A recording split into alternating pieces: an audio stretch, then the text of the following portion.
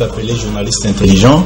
Tina Beni, Tina Kolwezi, l'émission est suivie, en tout cas, félicitations. La qualité était, vous allez lire sur le peuple. Au milieu du soir, mais au milieu de pas l'institution et le pays. Je vous dis la vérité.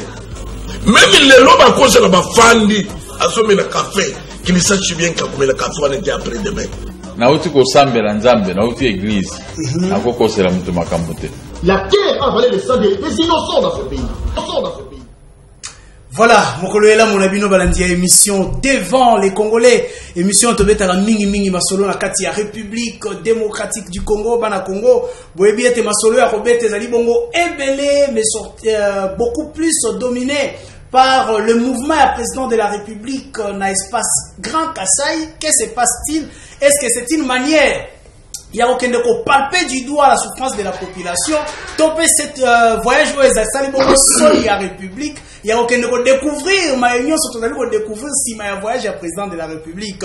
To komeka ko beta masolo yango, masolo mususu ya ko beta zali bongo.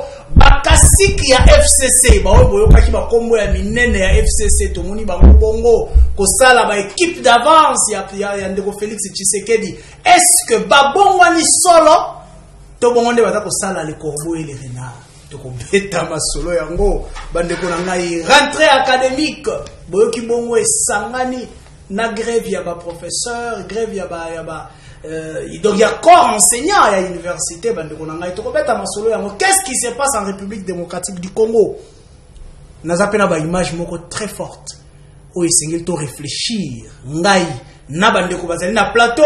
Kasi bobosani te téléphone na ngai fonga makapo na bino na yebisa bino vous êtes mes premiers invités na yambaka bandeko sur le plateau kasi nazali ko pesa bino possibilité na nzela ya téléphone bobenga to solola mayeto matali mboka na biso soki tolobeli mboko yo te nani akolobela yango. Émission du peuple ebandi, émission devant les Congolais ebandi, benga baye bazali banda bakotaka bandako. Émission ebandi, pas de distraction. Nani na yambeli bino lelo liboso ete tokota penda masolo yango na mozindo ya liboso ezali bongo ndeko Jean-Patrick Musenga boyebi asali mwa mikolo ebele na yebite akimangi plateau na biso pona nini ye moko akobeta lisolo yango ndeko Jean-Patrick Mbote na Mbote ndeko na ngai Isaac nazalaki na bimaki mwa moke Kolo Sungi malade esali biso eloko te tozongi mboka tozongi mboka toya kobundela Congo nazopesa ba victime de guerre nyonso mbote napesi bango bonani bitumba na biso ekomi deja batu mususu bakomi koyamba yango o ezalaki suwe na biso tokomo yoka ba ONG na Suisse na Canada bakomo telema kosenga totia matanga RDC tia matanga eloko biso tosenga il y a 10 ans to continue à kosenga tosenga kiango na secrétaire général ya ONU tango yaki awa to komelaki to yebisaka yi mokili esunga République démocratique du Congo ali la banana yi sokité tokolelaka biso moko yo sa elote. Très bien. Yango na pesi ba victime de guerre nyonso mbote espoir ezali. Espoir ezali na maito komona na Kasai pe espoir ezali. Ezali makambo soni. Soni kutu eza mwa malamu. Makambo pasi.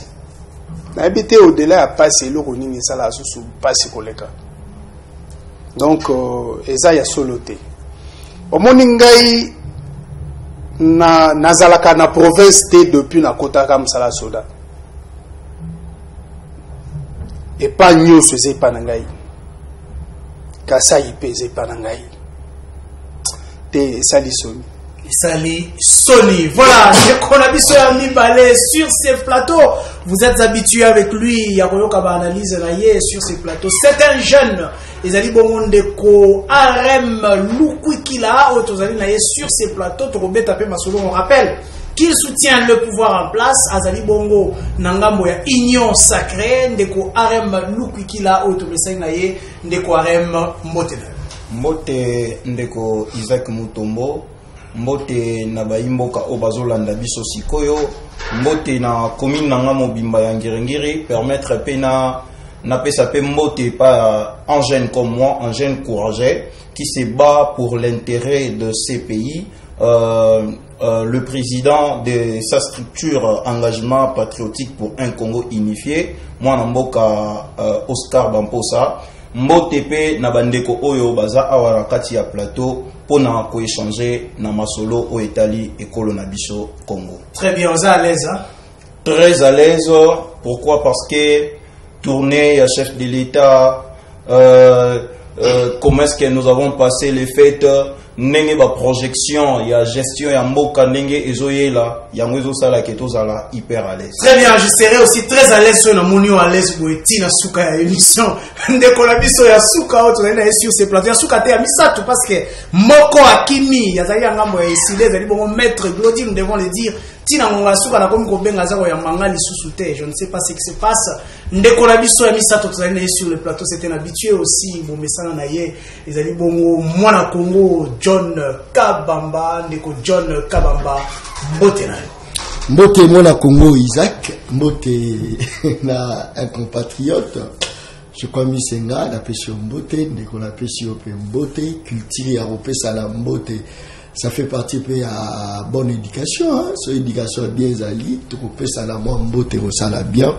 Je pense au Bibo Gonzambo a quitté dans Kassai. Il fallait d'abord commencer par dire que félicitations John Kabamba parce que j'étais le seul à quitter Kassai, à quitter Monebi tout.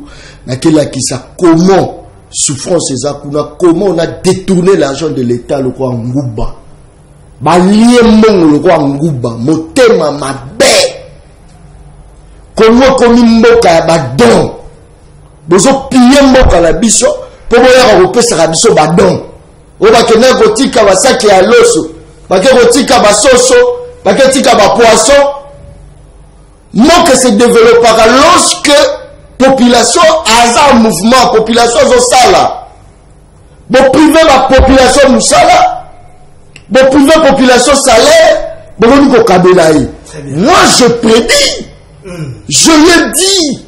Nalobi que non ba yimbi mongo. Mousima est déchiquité, je le dis moi. On m'a traité de tout.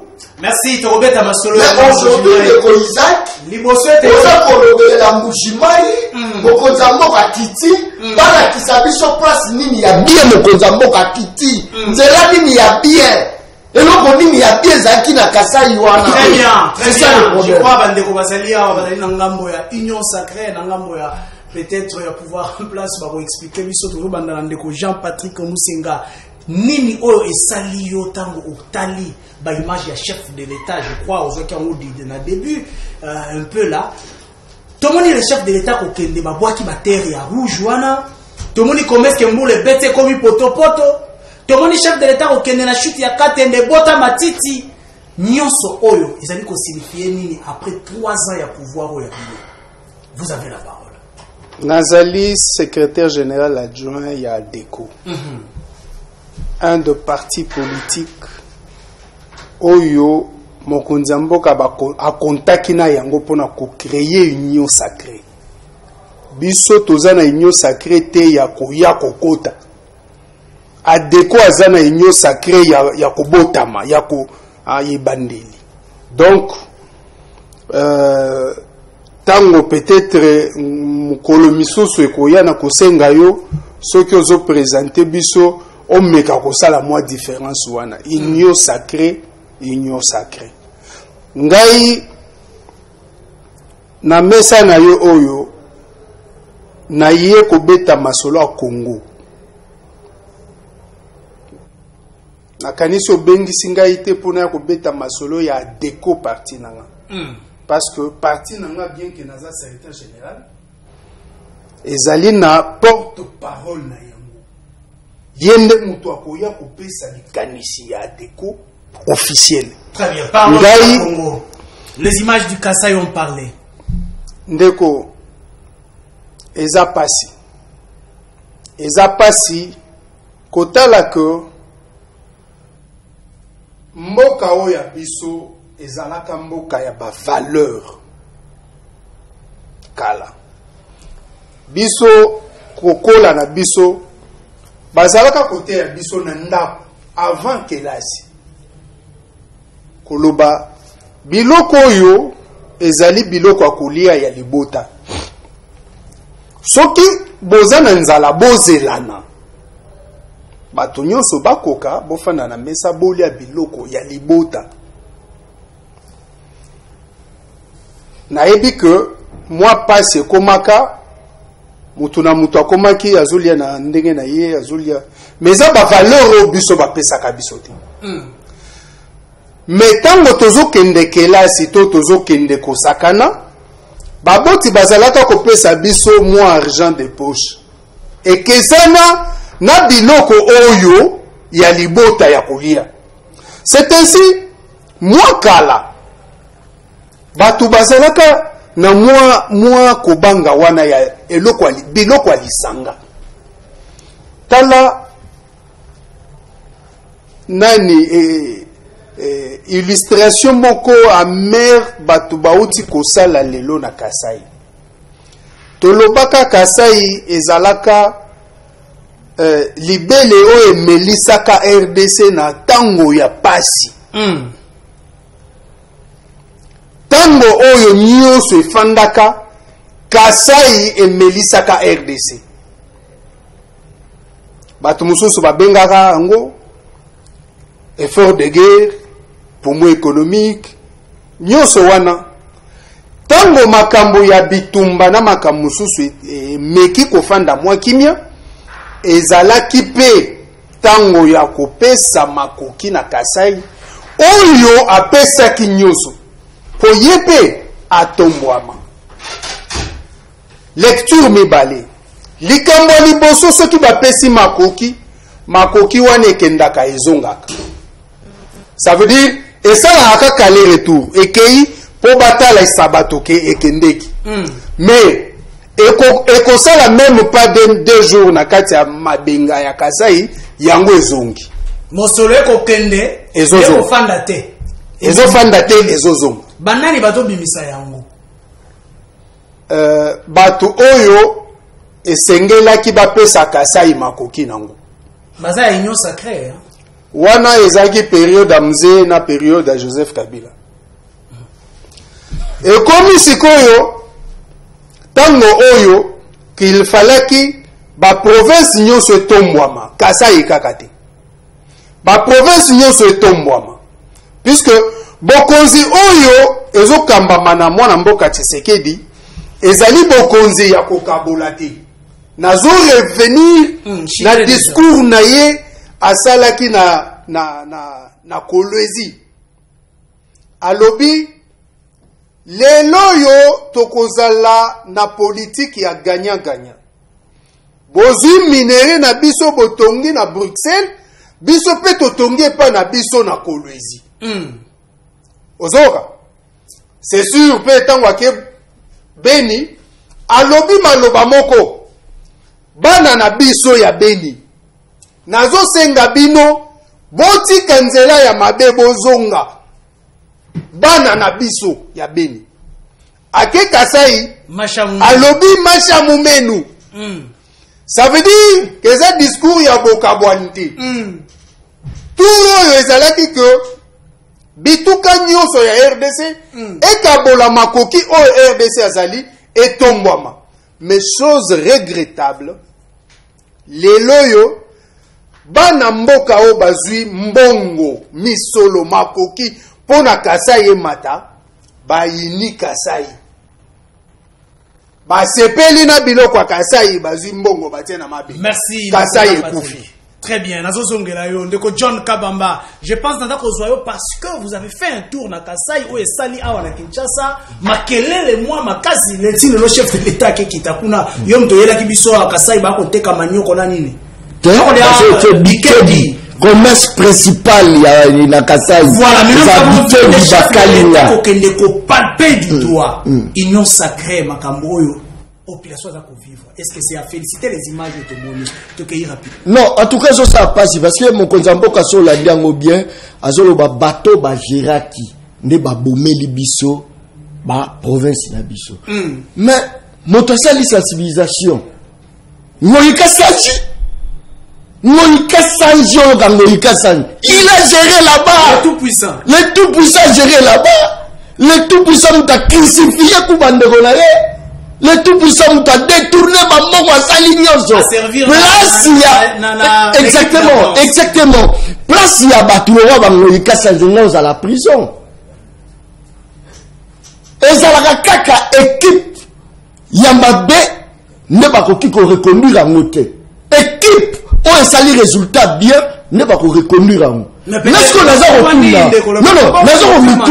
na qualité nini na bolamu nini na nini o bandeko wana basala ya bolamu o lelo bazoko kita po basala sensibilisation bazokanga bango personnellement que ma province a se koufi mais vous avez géré parmi eux sénateurs bazali parmi eux députés nationaux bazali.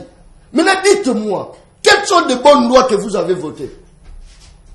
Étant comme sénateur, Moussala Nina Malonga Bossali, absolument, et l'autre côté, Tijemi. Ces gens-là,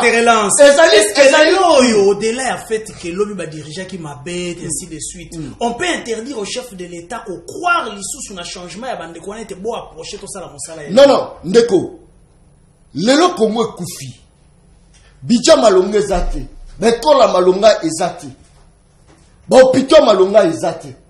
C'est-à-dire, bateau babomi bazali. Babomi place la bango za prison.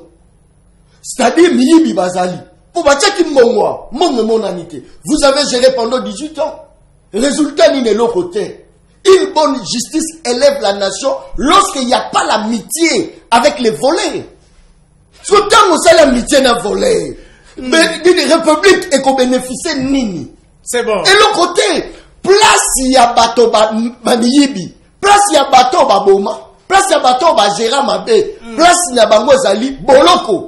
Mais tant que tu as l'investigation à boloko, tu écoutes que le tombeau est vide. Oh là là. Tous les voleurs sont dehors. Tout bongo et gosonga na trésor public nengenini. Batu bakobanga koyiba nengenini. Pendant que bango mo ba oyeba, tipo ayiba 32 millions. Oya yiba boy. Mais bango ne bazana balabala. Bango ne baza l'honneur. Bango ne comme sensibiliser. Pendant que on dit ko tangawa. Que non ba enseigner ba professeur. Voir même bateau yo, ba pesa kabiso ba ressusciter kabiso, ba minganga. Baza la ba grève, ne bateau fali ba yamba, ba kanga ba photo. Très bien John Kabamba. Je reviens à toi. Ce qu'on appelle ce militant na ebi ke rokende tilobi John Kabamba. Ndeko Arem Lukikila na ngambo na yo. Vous avez vu les chefs de l'État, oyoki ndeko ndeko musenga koloba ete ezali bateau ya lobby nde ba crucifier Kasai oyo ezali kopesa pesa ki libele na RDC. Oyoki ndeko koloba ete bandeko wana nde bakomi ba camarades na parce qu'aujourd'hui on pouvait voir Félix Tshisekedi à côté ya Moïka Sanji. Je me rappelle encore mokolo ya campagne électorale. Ndeko Félix Tshisekedi akanaka kutu ndeko Kasanji. Est-ce qu'aujourd'hui on peut croire à leur conversion? Okay. Merci beaucoup, Mwanamboka. Je crois bien que intervention na biso est vraiment complémentaire. Mais jusqu'à que biso togomeka kotala moi makambo moi na côté mususu. Pourquoi? Parce que avant on a mekaupe sa idée nanga. Pourquoi? Parce que nakofanda beaucoup plus sur l'analyse et aussi un conseil que je vais donner au chef. Allez-y rapidement. Par rapport à l'analyse nangai, eza d'abord que mutu oyo azobo makasai yemoko kasayan.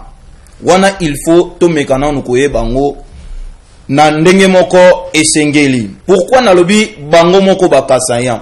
Pourquoi? Parce que ça fait un moment dont eux-mêmes les kasayans ont géré leur contrée, mais tokenaki kokutana kaka na banungu nungu pe mabulu. Il y a eu l'échec depuis le temps même il y a Kabila le père jusqu'à nos jours. Voilà. Et moi, je suis en train de dire ceci. Moi, je pense que le problème que nous avons aujourd'hui, non pas simplement dans les Kasaï, mais dans toute une république démocratique du Congo, c'est un problème de valeur. C'est l'homme qui va sauver non simplement les Kasaï, mais l'homme qui va sauver les Congo. Aujourd'hui, je donne un coup de chapeau au président de la République. Il n'y a pas encore cet homme qui doit sauver le Congo. Tozo Kende, Nazo Kende wana. Le loso qui totali Nazo pesa coup de chapeau na président Félix Antoine Chilombo. Pourquoi? Parce que amener démarche naie soit voyage naie sur le plan il y a investigation. Toyebi ndeko Kabila ndenge ni na gérera mboka oyo. Akoki ko pesa responsabilité la li naie pongi azana suivité. Mais dis-moi, moi na mboka, le président de la République lui-même est descendu sur terrain. À mon avis, il y a eu des détournements et il y a eu même les délégations. Il y a pas massacre, il y a pas bien territorial, ça c'était sur le plan analyse. Mais sur le plan du conseil, qu'est-ce que moi je vais dire? Je vais dire au président de la République que la classe politique d'aujourd'hui a besoin d'être renouvelée. La classe politique d'aujourd'hui a besoin d'être renouvelée. Tous en apportant été bas compter na babiso au travail tous en a politique te. Tous en apportant ya babilenge au baso bimana ba université. Au bazana na expérience te, bazana expertise te. Tom meka bango nanu. Ta bandeko wana o batenda. Bandeko baza ko entourer présidence de la République tout ça au baouti diaspora ils n'ont jamais travaillé. Mais c'est pour quel résultat? Est-ce que lobby était sur changer batonde ba santo ba yebisika? Non. Tant que lobby bandeko o baouti diaspora ba yeko travailler Tala Bango parce que le pays est géré par ces institutions. Lorsque je parle des institutions, je peux parler même du pouvoir qui est subdivisé en trois. Il y a le pouvoir exécutif, législatif ainsi que le pouvoir judiciaire. C'est très important. Tant que vous avez une nouvelle figure, est-ce que vous gérez sur les noyaux? Est-ce que vous avez un pouvoir de décision ou bien vous avez un pouvoir manquant secondaire? Ça c'est très important.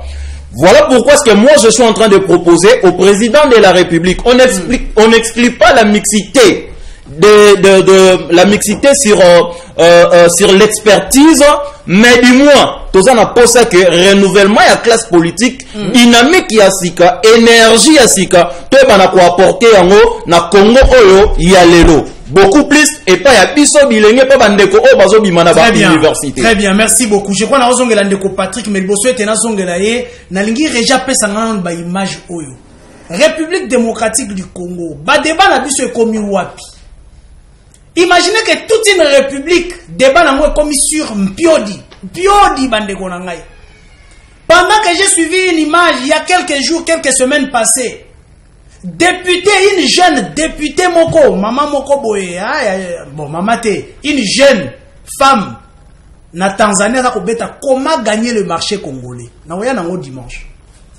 Comment gagner le marché congolais? Biso toujours discuter sur Mpiodi. Tous en une image où il y a des bossos si mandé tous mis la plateau. Régie, image.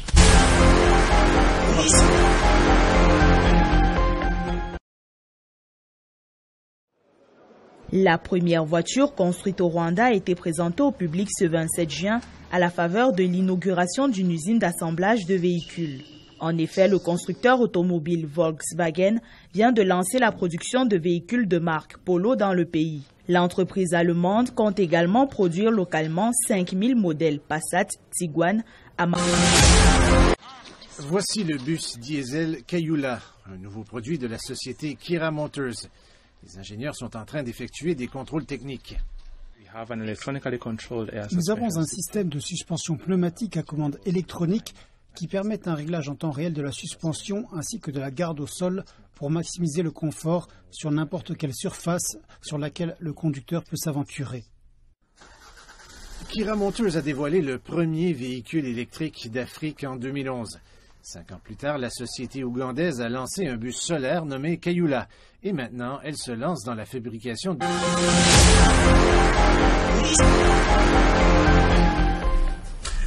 Wana bomoni voiture ya Rwanda pe bus oyo eza ko salama na Uganda. Et soki wana te toza image moko moins d'une minute eza lisusu wana.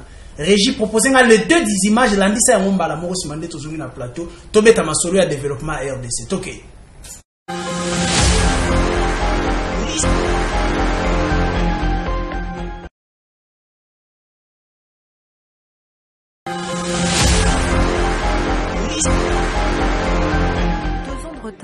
La ligne de train à grande vitesse Abuja-Kaduna ouvre enfin.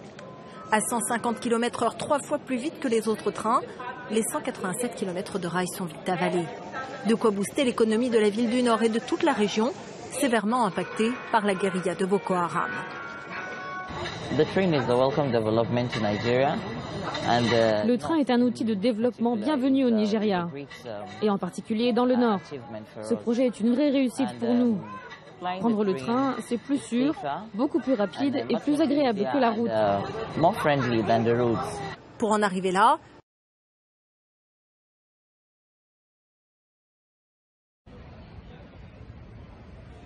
après 5 années de travaux, le Sénégal est prêt à inaugurer ses trains express régionaux dits TER, un projet lancé par le président Macky Sall pour moderniser les transports de la métropole et soulager le trafic routier surchargé.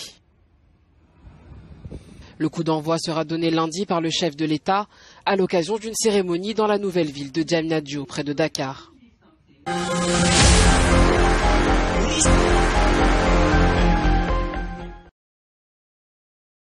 Match totali Ouganda, Rwanda, Nigeria, Sénégal. Bazako Betoda Betel Sola 2021. Qu'est-ce que ba inauguré? Nini basal na 2021, mais sur la 2021 to inauguré qui Bombay. To inauguré ba poisson. Ndeko Jean-Patrick Moussenga. Est-ce que la RDC n'est pas dans la distraction? Yo kuto solo ba distraction. Je pense que RDC Zalaï coexistait sous terre. Et Zalaki, ce que tu comme coexistait. Bien sûr. RDC Zalaï coexistait sous terre parce que si vous voyez très bien, l'isolo il y a train électrique en Afrique. L'idée est qui RDC. Peut-être que Batumususu, Babotamaki na noté, c'est vrai, mais na 89 na 91 na 90 na Kei na Côte d'Ivoire bazola ki sabiso biloko bango basalaki tozo bisa bango tobi mais biso tozanga ka président parce que biso déjà na newana 89 90 tozalaka na train électrique en Afrique mususu ezakate. Biso tozaka na ba usine de montage ya véhicules na Kinshasa. On a mboka mususu ezaka te. Donc biso moko na complicité peut-être ya bapaya to bomaki mboka na biso. Mboke kitaka na se. Eza na ouvrage moko ya professeur prof Sylvain Chomba. Na ouvrage ou à connaître Kinshasa à travers ses locutions les plus populaires, je pense. Azola Kissa, combien d'entreprises ezaka na Kinshasa avant pillage? Azola Kissa, combien d'artisanats? Azola Kissa, combien d'ateliers ezalaka na Kinshasa? Déjà les années 90. Mais ça reste dans l'histoire. Exactement. Bon, naza enseignant, je ne peux que faire recours à l'histoire pour argumenter ce que je veux dire. Allez-y. Donc, les loyaux, kota la bamboka misusu, ba komi koleka biso, et là qui c'est qu'à un moment donné, on avait cessé d'exister. On avait cessé d'exister. Ba marché o ekokaki koya na Congo, et komaka kokende na Rwanda, ezokende na Congo Brazza, ezokende. Parce que nous, on n'existait plus. On avait manqué un leadership. Au point que, bah, aide, je ne suis jamais d'accord qu'avec de l'aide, on peut développer une communauté ou une nation. Mais, Tobeta Masola, bah, aide. Aide, nous, ces alliés koya na Congo, ils ont détourné. Et ça a une traçabilité. Les loyaux, on peut constater l'existence de la nation.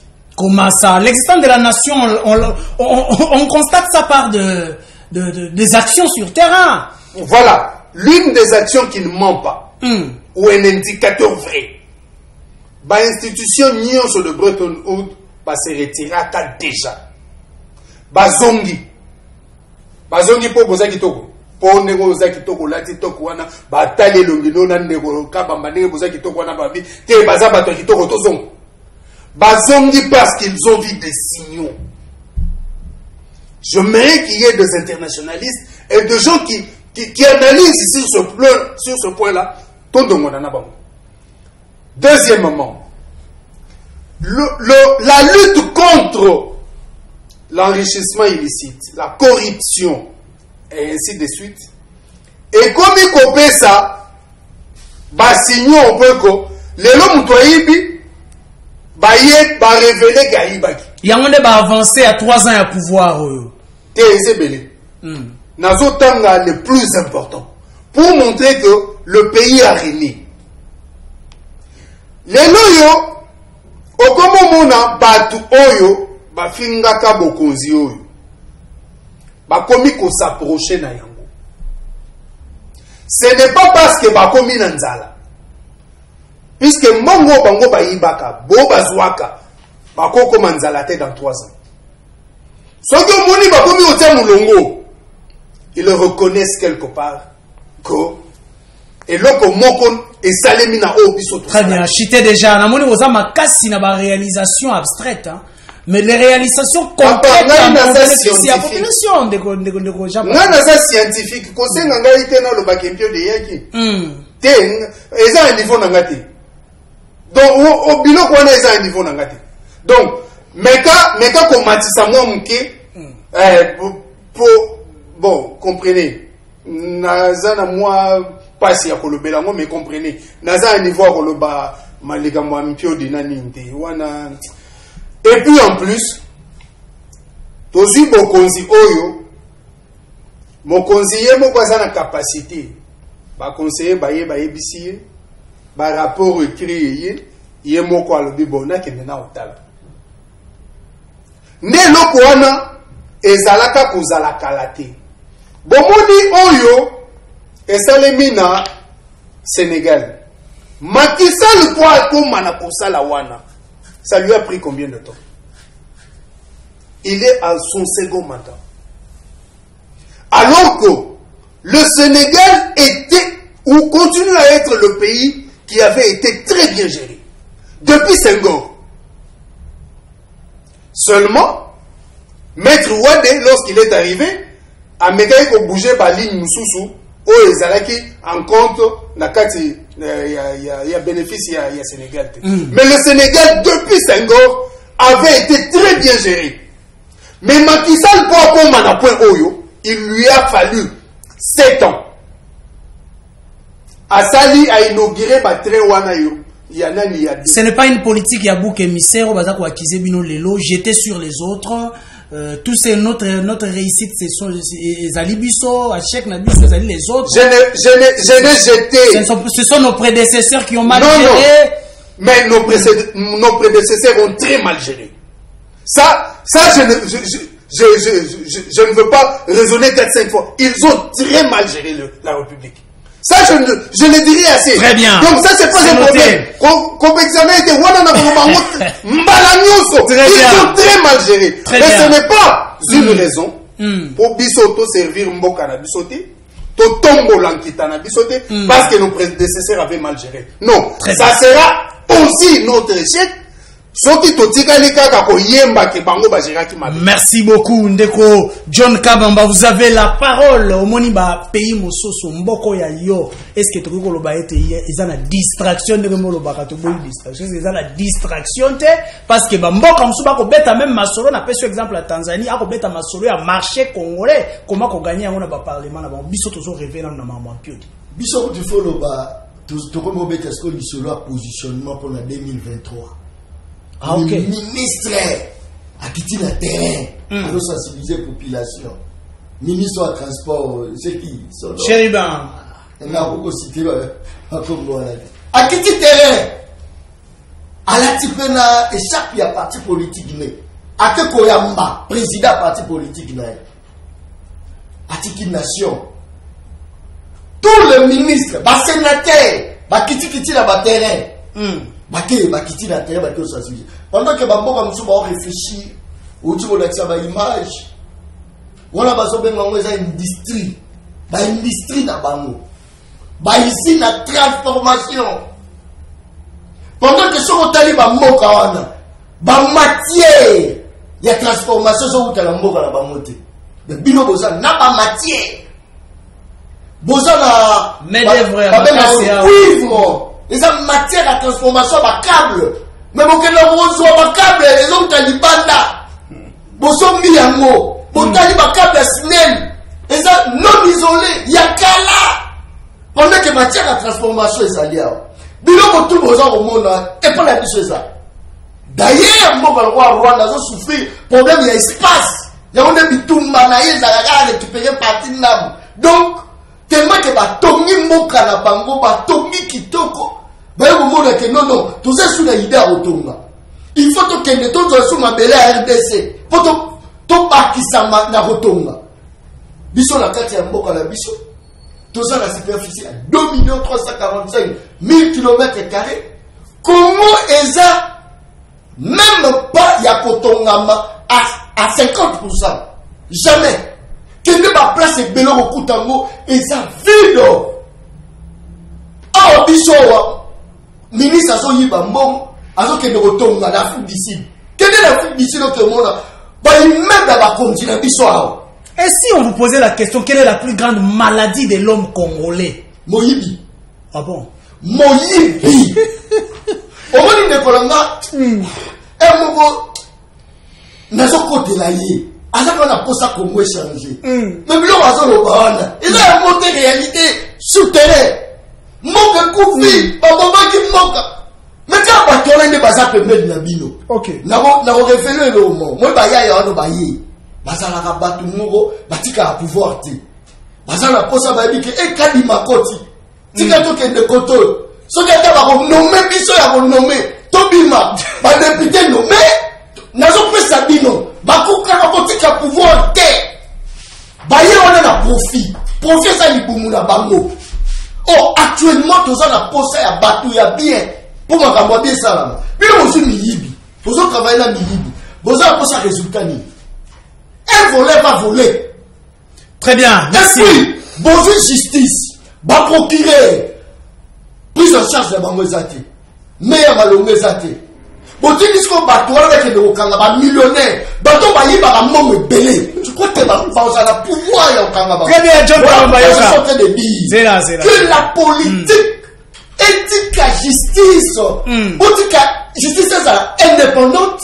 Et ça, la moussala nango, et qu'elle la miyibi. Politique et justice en otage. Soit Batouazo Sibi, les amis sont petits peuples. Moyen Makambo et la mission des éducation par le parce que les détourneurs d'argent, Bangom Touazo coloniser la justice à Moka. Très bien. Ils sont peuples, tous se retrouver exactés. Voilà pourquoi nous nous subissons. Merci beaucoup, merci beaucoup. Quelle est la plus grande maladie de l'homme congolais? John Kamamakolobé était Moyibi, sans pour autant, sans détour, hein? Moyibi. Nazo de quoi rem simandela ya mbibino, bande konanga les numéros qui circulent, si t'as la yango ezobima. Voilà. Numéro oyo bakomi WhatsApp, nazo yambela ngo appel direct. Na otaka ba message na bino ya WhatsApp parce que na yebisa ki binote. Kasi prochainement benganga yi normalement. Soki na zwinde kwa rem na yambi bino. Message ekoti awa ndeko bonjour ndeko na sepelaka obengisa ndeko John Kabamba na lingaka ye mingi na débat na fumutoto. Baomo senga wala fumutoto. Natangu ya Kabila azalaka na suivi vraiment banda azui musala abosana maloba abandaka koloba pona Congo. Ah, fumutoto abosana maloba da koloba pona Congo. Nous l'appelons Aomata. Message mususu bandeko na ngai. Bonsoir RTVH, kombo na ngai Tedi Ngoma nazana riposte. Oh là là, pourquoi tozo sala musala makasi kasi tozana 7 mois impayé? Oh là là, bandeko ya riposte. Bazo vivre na comment pembeni ya liwa mais baza koloba ete bana 7 mois impayé. Lo bolobela biso ndeko John Kabamba. Voilà. Je crois na moni ba appelle comme kokota nazo ya mbabino kasi tozana ndeko Arem Lukukila. Vous avez vu les autres. Comment est-ce qu'ils évoluent? Qu'est-ce qui manque à la République démocratique du Congo? À vous la parole. Merci beaucoup, Mwanamboka. Je pense que avant de faire sa point de vue, il faut que ça la étude mon corps sur les plans économiques. Que faites votre étude? Allez-y. L'économie d'un pays est fanaka par rapport à PIB. Qu'est-ce qui veut dire PIB? Na mukuse na koki expliquer on a lingala lokola lorsque mboka na bino moko ezo produire, lorsque vous avez des entreprises, lorsque bino moko bozo mettre en valeur vos biens afin que oyo nyoso ebana ko ebana ko bimisango libanda eba en franc et ebana ko banda ko kota. C'est comme ça que le pays évolue. Mais quel est le problème que nous avons actuellement? Le seul problème qu'a monsieur Félix Antoine Tshilombo ezali c'est parce que yeka kande mutu aye na tango oyo esengeli ayeba na kozongisa eloko nyoso na esika na yango. Nalobaka ngo clairement, ce pays a été tué depuis 1960. Pourquoi? Je commence d'abord époque il y a Kasavubu. Yekutu na ko salata bilan a été parce que voilà, nazui le président de la République Mobutu avec son système yazarianisation, il a vu les entreprises. Mais après ça, on a un système amateurisme pour gérer. Et en fin de compte, nous avons eu des entreprises en péril. D'ailleurs, en passant, je peux citer l'ouvrage du professeur Kamukuni qui avait parlé de la mort de Kabila. Est-ce que c'est une grâce ou une disgrâce? Pourquoi? Parce qu'il y a une intermède monarchique. Tout le monde a monarchie à Mobutu tout succédé dans la monarchie à Kabila le père. Il est venu à quitter sa biloko sans pourtant avoir la maîtrise de la situation économique étatique. C'est très important. À Mbongo, il fallait avoir quitté sa biloko. Tu gères d'abord la situation. Pourquoi moi je dis toujours que le pays ne se gère pas aujourd'hui. Le pays se gère par rapport à demain. Certainement, au Koki qu'on gérait, soit on a 100 000 francs, aux papa Nandaku. Au Koki jamais pour gérer les 100 000 francs congolais aussi les sayango on a posé plus ça pour lobby tant mon là c'est pour ma problème. Kabila Joseph. Je prends même Kabila. Kabila c'était encore plus pire. Donc bande ko na nyoso obaleki. Batikeli biso ba entreprise te. Batikeli biso ba système moko aléatoire te o ekoki kuna ko permettre que économie ya mboka na biso emata. Mais le seul problème qu'a le président actuel, c'est puisque yé aye akutinda pour désordre alobi na zongi sa sani na place na yango, azongi sa nzungu na place na yango. Voilà pourquoi est-ce que moi je lui appelle comme étant un précurseur du développement en République démocratique du Congo. Ça peut prendre combien de temps? C'est déjà 3 ans. Ce qui otali lelo, le pays se développe par rapport aux successions, il y a le président de la République. Voilà pourquoi est-ce qu'on a créé l'alternance. Pourquoi? Parce que tu as dit que président mon côté, ou à 100% bon. Moussous à côté, à 90. Mais erreur, le président Moussous à Sali, Moussous à combler yango. Très bien. Donc je pense que le Congo sera évolué comme les États-Unis, mais il faut que moi, Namboka Félix Antoine Tshisekedi Aleka, on succéder à ma pierre naïe, Merci beaucoup. L'émission Devant les Congolais, parmi les émissions les plus populaires, il y a République démocratique du Congo. Toujours kasiko population. Nayo kasiko bino, bokanisaka nini pona mboka na bino. Soki Congo zo tambola teza pona nini. Tala Rwanda. Rwanda produit quoi? Minerai nini bimaka na Rwanda. Voilà, je vous reçois maintenant. Kobenga na simateke okatake mission na benga kite. Je vous donne le temps d'appel. Voilà. Zala mukuse soki obengi potike la bande ko mususu. Alors ndeko bengi biso api kombo nani?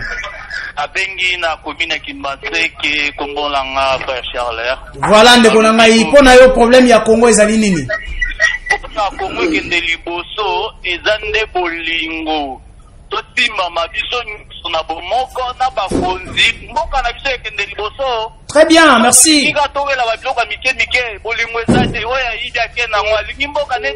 Très bien, merci beaucoup ndeko nangai. Un message résumé sur l'amour. Ozana bolingo wa Congo ko détourner pour la nini? Oboma congolais. Allô ndeko bengi biso afi kombolana. Allô? Allô ndeko Isaac. Voilà ndeko toza koyoka yo. Ah, Nadia. Ouais. Est-ce que Hollandi analyse ya John Kabamba? Oui, naza koyoka yo ndeko. Ya John Kabamba eza kitoko makasi. Ino déjà pour déviser côté à justice. Bon déviser makamnyo sotozi politique toche liboso. Nemboka ngweke liboso ndeni. Ndeko wana mususu alobyo basi mboka na likulu. Me banda babandi to mona ta place bakundi libulu angote. Ah bon? Na beta de la nation basala yono to kiboye to saliboye. Ezanga kolela tala na tournoi ya président ngeye moko. Azolo babena clair que partout na tamboli population bazolela. Très bien. bato batala ba suivi te na ba projet nyonso balanzaki. Merci beaucoup ndeko na ngai, merci. Voilà. Merci beaucoup tozwi ndeko mususu. Je crois ba message ezokota bongo pe ba message aïe ba appel eza kokata yango ba ndeko na ngai. Perturbation nge banda. Voilà. Alors ndeko to bengi biso depuis quelle commune? Bonsoir. Bonsoir mon frère, c'est depuis quelle commune que vous nous appelez? Ah voilà, votre réaction? Loba ndeko na nga toza koyoka yo. Réaction na ngeza ete makamu John Kabamba lobi alande za vérité. Ce qui justice na biso evandaki mal vende makamu nyonso to etelemi. Parce que justice eza kovanda te, c'est pour cela moni makamu nyonso to eza ndenga. Mbongo bakozwa bata justice bakozwa kani parce que ni justice evanda te. Merci beaucoup. Tant que tu as la justice, alors état de droit, toyoka. C'est que état de droit, moi, pamba. Yo population, ça la justice, c'est bon, état de droit, moi, ça la. Kaka na monoko ya bakonzi. Alors, ndeko bengi biso api kombone. On a bengi na commune Kimbanseke. Oui, ndeko na nga depuis Kimbanseke, lelo Kimbanseke ya makasi. Toza koyoka. Na rubibo ya. Alors, ozo le ka déjà ndeko loba. Makamo John Kabamba.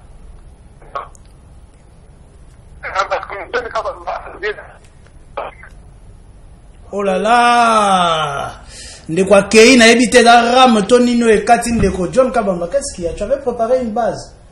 Eh ben ngara. En plus, bazo di magana Kimbanseke. Kimbanseke kaka John Kabamba. Alors, on les saura. Tozwi ndeko mususu, je crois tozo deux derniers appels. To katina no séance ya ba appel au poto yo kabande ko ba répondre pe na ma ye outi koloba. Alors ndeko bengi sa kombola. Allô? Oui, ndeko tozo yo kayo loba. Abengi de feke. Kimbanseke. Oui, ndeko tozo yo kayo. Ndeko ya autorité c'est ba version ya suka wana.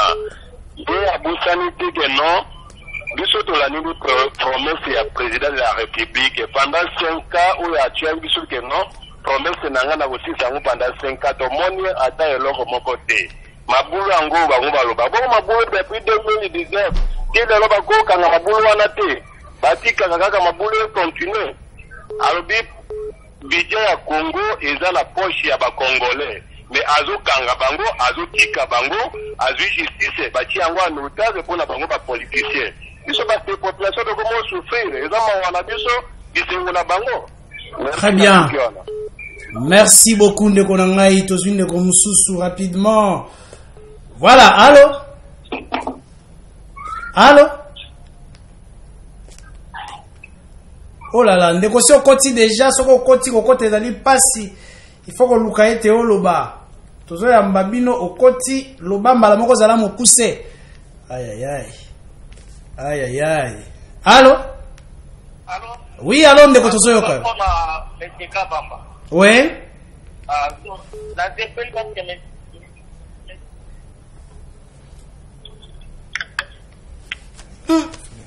Et comme il a aussi été comme Kabamba, le téléphone est cassé, comme problème. Quelque part. Alors, je crois, comme on a beaucoup cité John Kabamba, je peux commencer cette fois-ci. Voilà. On me signale qu'il faut Jean-Patrick. Jean-Patrick, lorsque vous êtes venu au pouvoir pour 5 ans, ils ont la promesse au salaire qui pour 5 ans. Et c'est là qui était pas Sabino 10 ans. D'abord, pour ces promesses-là, nous en sommes où?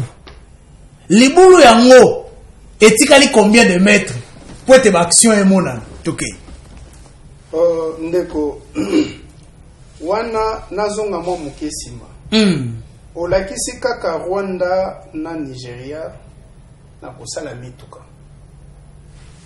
Mais boyebi ke na Angola awo, na simanda kuna biso. Basala ba mituka made in Angola. Donc, Bamboke Bele et Seke Liboso. Biso tozongi sima.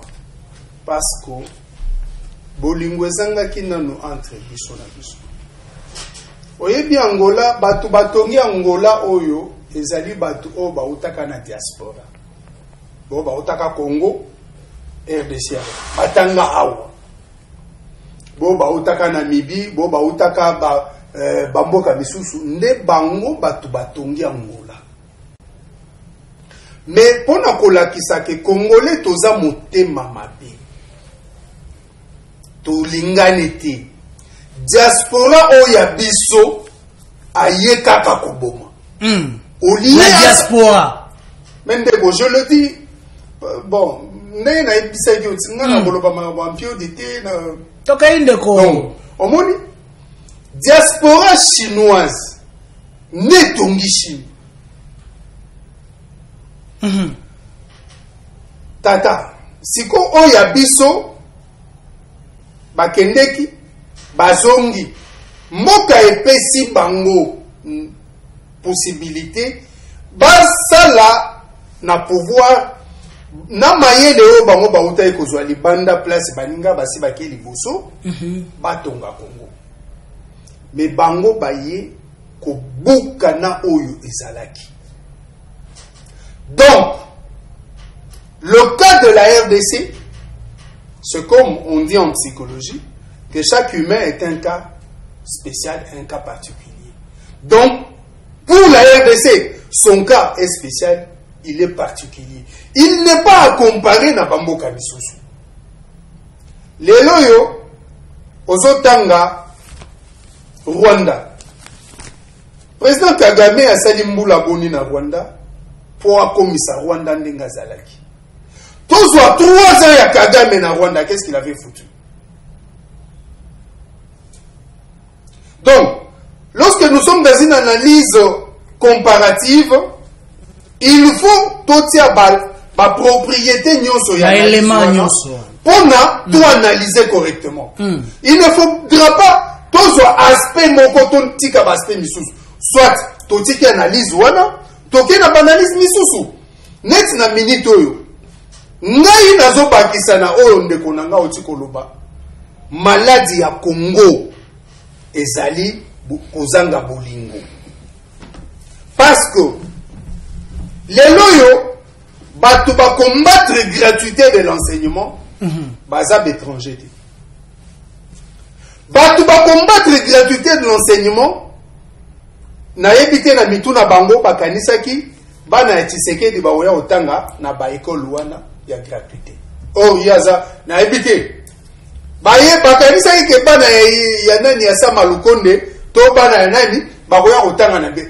Or en combattant cette action bozo salela nde mboka mabe bozo ina Congo lelo yo tango pouvoir et lobby opérateur économique boya to solo la sur produits alimentaires fait na kati ya fait kuna majorité za ba Congolais gouvernement la kisi que biloko boso mangona mbongo boye biloko bo futela mbongo boye pona kokota bo futa autant tala prix oyo biloko oyo ezokoma comme prix de revient. Maintenant ceux qui bolingi boteka bon respecter mon beko oyo ezali na kati ya mboka ya kotia de 16 à 21% ya bénéfice mabeza wapi baboyi bozomona que ezali mauvaise foi manifeste. Donc baboyi ezali ezakoyi na mboka. Vous pouvez vous imaginer bozimbongo ya kotonga kelasi ya bana mbongo wana ndeko John Kabambasi akoma nekolo ya ngai na tongango na $50,000 te.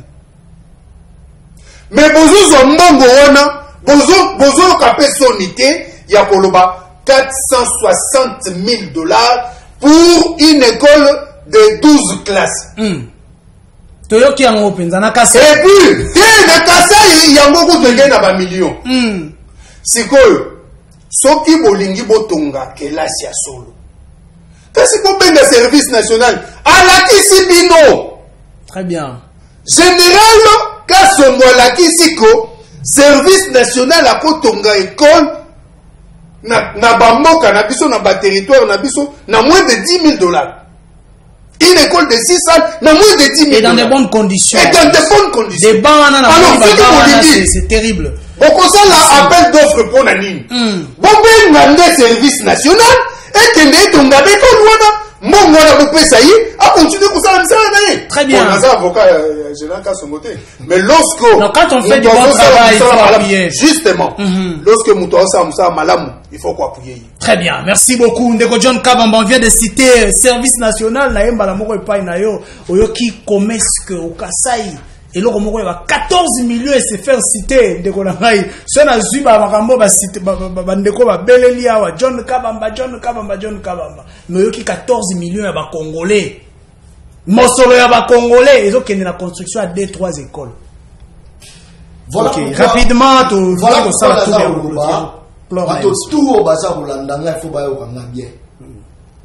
Il n'y a pas d'amour sans justice. Bosenga bolingo to senga justice ya malonga to kosangana to kolingana na miyibi yo yibi mbongo na ngai mbongo mboka o fallait to ngabanzela o bisanga sko to lingana te. Lorsqu'il y a une bonne justice, la justice c'est quoi? La justice, elle est censée de faire respecter la loi et les règles. Le volet, quelle est la prison? Voilà pourquoi ces gens-là, ils ont détourné, carton soso, na soso, ils ont détourné ngo. Azuskoka soso wana misatu, bakomo kabolela ba maman na biso. Ba maman pe bakomo yemba, papa social, bateli bango caméra, yoka motema mabe. Député à Kanya wa papa social, to voter parce que ça papa social, que nous voter ba loi. Abimi. À un moment, ils sont sur la population, peut ça sourire la population. À un moment, c'est bon, la population. Voter loi, on peut s'assurer la population. Exactement. C'est la mendicité au nom du peuple. Non, non, la justice est chargée de faire respecter la loi. Justice, il faut mais comment on parce que justice wana azwaka mobeko utaka na Assemblée nationale miyibi yango bako babata ma na Assemblée nationale. Voilà pourquoi dans cette opération to moyi distraction. Bato oyo basoji ba misolo na biso ne bako ya ko kabela biso ba niet. Moke tongo makala ba donté. Na obi to moyi distraction population. Les hommes les plus méchants du Congo, ce sont les politiciens congolais. Bango ne pas censé voter la loi. Bango ne pas gérer biso. Mais en même temps, ils ont souffrir. Ils ont la passe. Peuple ont souffrir. Mais ils ont la solution. Solution ni nos pessibiso. Ceux qui ont l'éli. Les députés ont l'éli. Les ministres ont l'éli. Premier ministre a l'éli. Et mon biso a fonctionné. Biso enseignant, biso babola, tokoloba nini, biso tokoloba nini. Voilà pourquoi la enseigne à la peuple. Ne laissez pas le temps aux politiciens de nous manipuler. Le fanatisme, tout ce fanatisme, le tribalisme était le plus important dans le peuple. Et ça tout surveillé par nous. Tout revendicaca, tout bimagate pour l'intérêt d'un individu. Bakani et tout bibi belé. À tout wawa. À tout à Girati. Chité déjà John Kabamba. À tout au monde, population ya Congo central basali boye. Mettons bakani kaka même population bimina balabala. A tout le monde mais incapable de bimina balabala pour réclamer que lui peut mati. Insécurité l'équipe. Comment ça la raté, moi ça la raté. Mais babimi parce que bakani a tout. Population bimi. Mais quand tu moque développeur, attaque aux gens la mokonzi. Aïe, que je l'étais, à la volonté, mais sur les populations, c'est veillé. Bako Misa Congo, parce que nous, c'est ça presque na Mibeko. Yo ya que ça la constitution, Mibeko Zosenga. Mibeko Sengini, Mouto Musala, Mouto ke Musala, Afutama, Malonga. Moi, c'est là, combien c'est ça réservé pour la banate? Bala Bazote Kabasirage. Ministre qui t'a fait ça. Bala Bazote Kamai. Ministre a fait ça, don et pas Bana ya Rosala Sirage. Après, c'est pas il y a pendant que place, il y a moins les acquélassi. Merci. Son ennemi a son mis au pire, pas moins, il y a 12 ans. Très bien. Amélie Pemaya, yango. Kitisa motema. Neza wapi. Très bien. Pasa moi neza kelasi. Kitisa motema pour la conclusion. Nala koloba boyi pour la population. Bosenga la justice bolingo te. Soki justice ezali accompagné na bolingo. C'est-à-dire moto ya ça na bolingo toni to sanga ko yiba ngata. Ko bomanga ite. Alors soki justice eza ko yibe ko sanga te parce que justice a veiller au grain pour la respect wana. Ko bomanga ko sanga te parce que mutoko banga soki na bomi justice ko telema. Mais quand on va battre ma bomi biso bazo senga tsosu to lingana. Oh, yo des gens yibi. Yo bomi biso. Comment senga biso to lingana. C'est bon, rapidement. Je crois que nous avons Arem, un message Mibale. Bonsoir, Tosepela. Bon, apparemment, nous avons Tosepelaka na émission na Bino. Surtout, monsieur John Kabamba, Aloba Vérité. Oh, John Kabamba, yon a moni, tina émission na nga comment luka ba problème. Yaba motema malamu nde baza vraiment te. Oh, ba politicien ya motema malamu nde baza vraiment te. Pe baza na volonté ya kosunga mboka président de la République à Kobosa. Bon, le message est écrit un peu difficilement là, la moni ba appelle comme kokota lisusu. Kasi tozo déjà tokomi penda la souka, tokomi kozwa déjà tour ya souka. Ndeko Arem, rapidement votre avis. Je crois Olandi bandeko ndeko balobi était botika bolo ba vérité parce que mon amour tambola té. Est-ce que libolo yango boko finir? Est-ce que tout le monde a quand même côté à population moi changement? Est-ce que tout le monde a quand même côté à justice au bolobeli biso ebele na côté à bandila to tambola ba roulage za sur le roi lobité. Tout le monde a tracassé za sur le roi lobité. Est-ce que lelo otori ko lobaki ya réellement changement yango ezali kaka na makambo ezali kaka abstrait? OK. Merci beaucoup, Mwana Mboka. Tokoki koloba boye komeka ko rencontrer ba tante oyo ba ndeko na biso ba bengi, ba lobi tosali nini, justice et autres. Moi je dirais en tout cas ezana makambo mususu oyo esengeli toyeba to revenir toujours na makambo oto lobaki liboso. Pourquoi? Parce que Mboka etambolaka lorsqu'il y a la production. Et le pays se détruit lorsqu'il y a les vols. Nakoki kopesa ndakisa mutasali boutique na ye po ebanda kokotisela ye mbongo lobi akoma pe na ba boutique ebele mais na kati na yango ache muyibi tangu production ezosalama mais muyibi tangu azozwa boutique wana ekobanda komata te ekobanda kaka kokita. Alors tangu ba mikolo obileki soit ba tangu oyelekaki na kala ba miyibi babandaki kolandela bango te. Voilà pourquoi lelo toyebi na kocha ba garde-fou entre autres lelo la IGF nazo rappeler ete mwana mboka le ministre Luzolo Bambi na série na ye ayaka na système ya tolérance zéro mais alongwaka na poste wana. To rappeler lisusu ke tant balongola ki na poste wana ya ministre la justice bayaki kokoma étant que conseiller et pas ya président de la République Kabila na matière ya corruption. Afunda bandeko ebele me bazwa ba finaye na se. Mais lelo ndeko alingeti azo travailler na toute liberté. Chose oyo lelo ezomona na pour une corruption et mati likolo, c'est tout simplement parce que le président actuel azo tshela yango misu. Atoza collaborateur soko yibi ba tsheli yo misu. Nde yango zomona ezozwa ampleur moko d'une autre forme. Mais je pense avec déjà cette instauration il y a ba organe oyo eza pona ko lutter contre ba enrichissement illicite ba biloko du genre ba corruption ainsi que ba détournement. Je pense que c'est déjà un atout qui pourra faire à ce que Mboka na biso ekende en pleine évolution. Et une autre demande, c'est aussi au niveau de la justice et au niveau aussi des réformes des lois. Réforme nazo lobela ezate o bandeko résistance bazo senga ete ba modifier ba loi po bango bazwa ba bima na mapona milobi. Nazo ba réforme na sens nini? Réforme na sens que ndeko o so kwa yibi place na ye réellement il faut za la bouille. Pourquoi? Parce que la législation passée ba créaka ba loi pour protéger les individus et non pas la population. D'où nous sommes en train de demander actuellement, parce que ce n'est pas le président de la République qui légifère les lois, bien qu'il a aussi le pouvoir, il y a pour créer dans des actes et à force de loi. Nous demandons aux députés, adopter la loi oyo ekoya na intérêt à la population. Na signalé les sous, je souligne en rouge animateur et justice. Oyo bazalaka nommé, ça date de 2010. Oyo magistrat bazalaka nommé, que ce soit les magistrats debout ou assises. Or que ceux qui te sont en 2010, c'est pendant que le président Kabila était au pouvoir. Mais au moins, le président Fachi s'est rendu compte que la justice était au banc des accusés. D'où il nous a promis la réforme que nous sommes en train de vivre au temps à venir.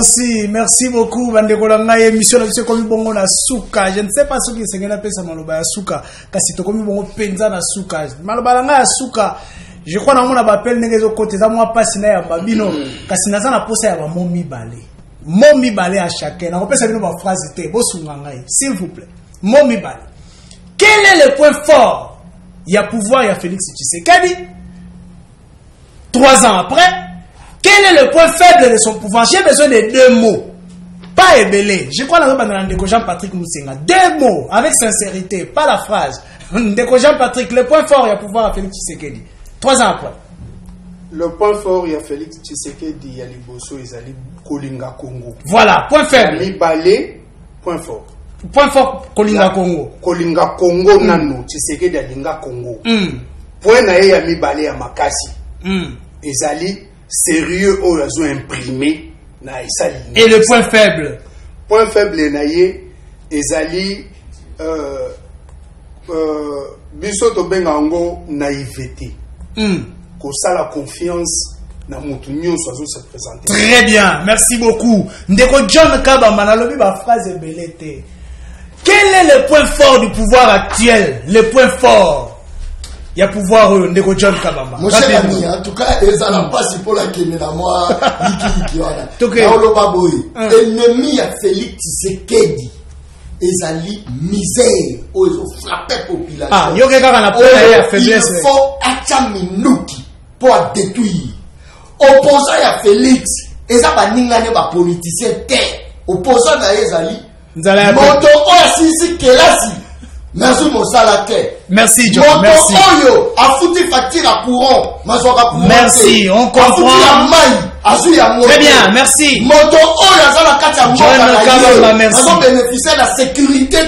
Oh là là. C'est ça. John, ouais, monsieur Langa. Je suis entré. Ouais, monsieur Langa. Mais ouais, monsieur Langa. Ouais, balenete. Voilà. Donc, Ikula, Arem Lukwikila. Quel est le point fort? Point fort, il y a président de la République actuelle et sa bonne volonté du changement. Le point et faible. Point faible, Nae et Zali Kaka, c'est parce que les pouvoirs législatifs et les pouvoirs législatifs et les pouvoirs judiciaires qui est censé l'appuyer et Zali légalement il y a été. J'ai bien dit, je précise, légalement il y a été. La majorité ou les mais non, on a le majorité s'il vous plaît, on a le pouvoir législatif. Tant que le légalement, cela veut dire quoi? Donc, union sacrée et Sali était le président actuel a bénéficié de la majorité. Mais si il avait la majorité propre que je suis en train de préciser, ou on a peut-être ceux qui va animateur et justice, Bazali nommé et pas naïe moko, ça sera un atout. Très bien, merci beaucoup Nabino Nyoso Bossala la confiance na émission devant les Congolais. Et on de Salaki qui est en 2023 tous à la parmi classé parmi les émissions les plus suivies. Naïb Sarabino que bango pe ba fongola la téléphone. Parfois ba appel était. Mais vous êtes là à nous attendre 18h. Merci Nabino. Merci Nabino to banda bongo mbobu ya sika. Sima ya caméra to zalaki bongo na Arlin Kalonji o ya Simbaki le deux ba caméra nyonso zali awa o ya bouger yango. Côté ya machine to zalaki bongo na Christian Tondo les professionnels. Nabino Watubolandi biso merci et bye.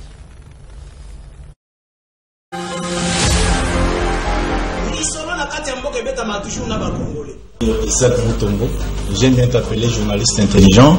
Tina Beni, Tina Kolwezi, l'émission est suivie, en tout cas, félicitations. La Kanisi était, Yozali l'issue à peuple, au milieu du soir, mais au milieu de pas l'institution et à pays. Je vous dis la vérité. Même les lobes à cause de la fandi, à sommer le café, qu'il sache bien que la Katouane était après-demain. Nauti kosambela nzambe, nauti église. Nakokosela mutu makambo te. La terre a valé le sang des innocents dans ce pays. Vous avez dilapidé le compte du trésor pour donner Simbongo à l'État avec autant de légèreté. Mais pas interpeller au pays. Il y a quand même preuve. Alors ça ne valait à rien de remplacer Joseph Kabila. Kabila a battu c'est Batika Ekimia. Comme il a 200 000, après moi j'acclame. Non.